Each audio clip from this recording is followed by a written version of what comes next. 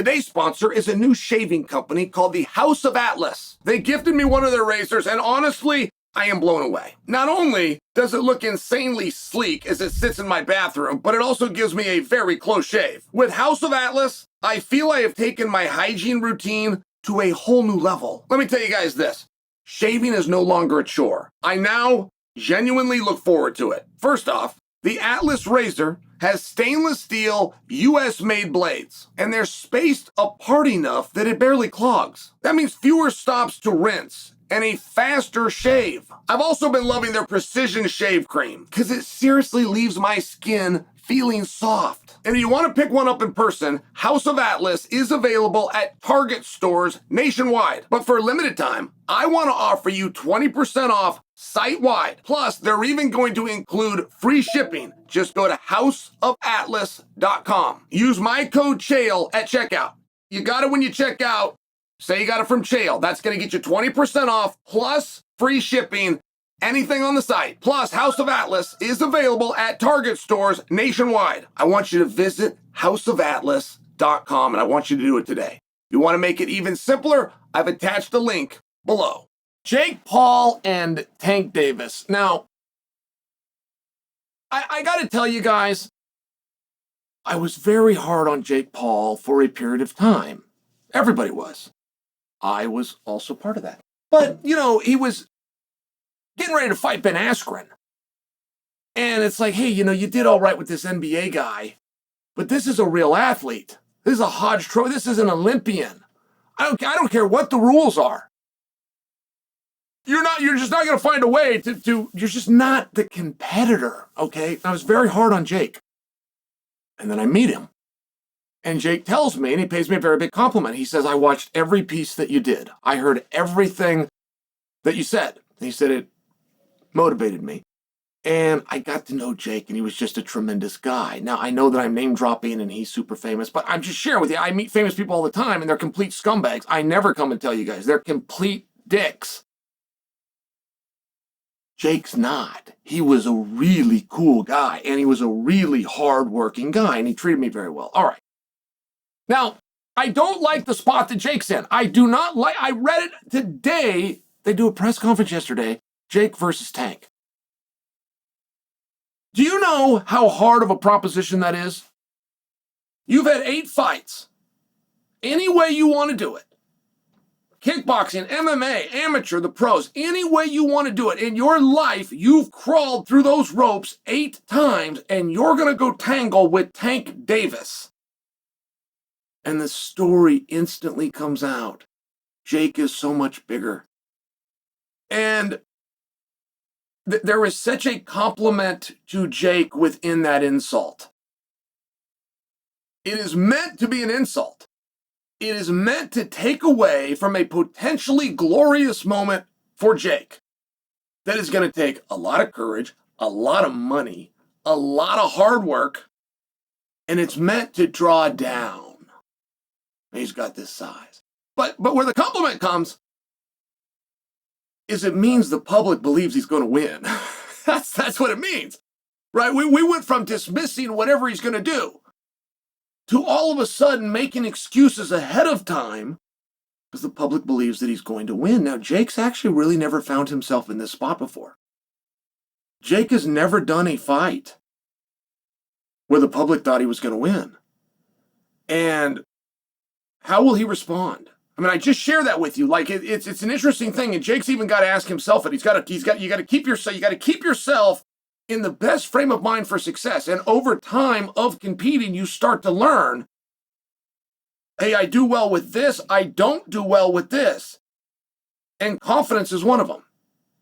People will always tell you you've got to be confident and you've got to believe. But the real story on that is of the pie. Okay, you got a pie. You need the tiniest sliver of confidence. You just need the tiniest sliver of belief. I can do this is the right frame of mind, not I got this. I'm going to do this. That's when problems come. And I just share with you that Jake is in an interesting spot. He's being insulted. But he's being insulted in a way that is public praise. It's public confidence. Now, not actually the reason I come to you today. I'm watching the press conference, and I want to ask you a question. If you guys saw this, and it was beautiful. I mean, I must say, the level of production that they put into this press conference, it was great. I worked with MVP, and huge fight, Jake versus Anderson Silva. I get to participate, and we're shoved in the back room of a hotel. And so you got what you got. We were lucky to have a sound system. We're doing the best that we can, and we got some tables, and we got some chairs, and I'm just saying, and it was a very successful press conference, but I'm just saying, to see that, and then to watch, this was $1 million press conference they put on. It was absolutely beautiful. And I just want to ask, if you saw it, are you more interested in the fight now? Now, there was something interesting with Tank. And Tank was not ready for this. He, I feel, should have known. I got an article written about me to personalize this, but I got insulted. I was insulted back in about 2012. I was known as the best guest. I was known as the best interview. I was known as the best guy for a press conference. And somebody comes out and they goes, hey, he's got these planned. He's got these lines planned ahead of time. This guy isn't so great. And I remember finding that very comical. I have never had a test in my life where the teacher told us a test was coming up that I didn't prepare for it. I couldn't imagine walking into something. It could be the fight itself. I couldn't imagine not preparing for it. And Tank was simply caught off guard. This is what he does. He's a descendant of Floyd Mayweather. And Floyd did as good of a job as anybody at making sure those press conferences in that image and that character, and it was nothing more than that. It was a character, but he made sure that it was dynamic and compelling. And I just share for you, like he wasn't ready. And it got dirty. It got very, very dirty. Tank apparently has something where he was accused and possibly even charged. If I use the wrong words, I don't know the story. I learned it yesterday when Jake brought it up. For something to do with a woman, like a domestic violence on a woman, an assault on a woman, something along these lines, and Jake brought it up. Jake said, and Tank took a shot at him. And Tank didn't shoot very hard. He took a shot. It was actually pretty low. It was low enough that I don't even remember what he said. It was low enough, but it was a shot. And Jake went for the jugular. Jake comes back and says, you're a scumbag. Anybody that puts his hands on a woman is a scumbag, and that's you. Whoa, I'm learning something. I didn't know about this. So Tank responds. And in the world of responses, it was as bad as it gets, right? In the world of how you deal with this, and Tank lays out a case. He puts up a defense for himself. And he makes a comparison in defense of himself. In defense of himself. He makes a comparison to P. Diddy. And as soon as he says P. Diddy, Jake, who's sitting over there paying for this whole thing, Jake literally just goes like, just puts his head down. It's like, man.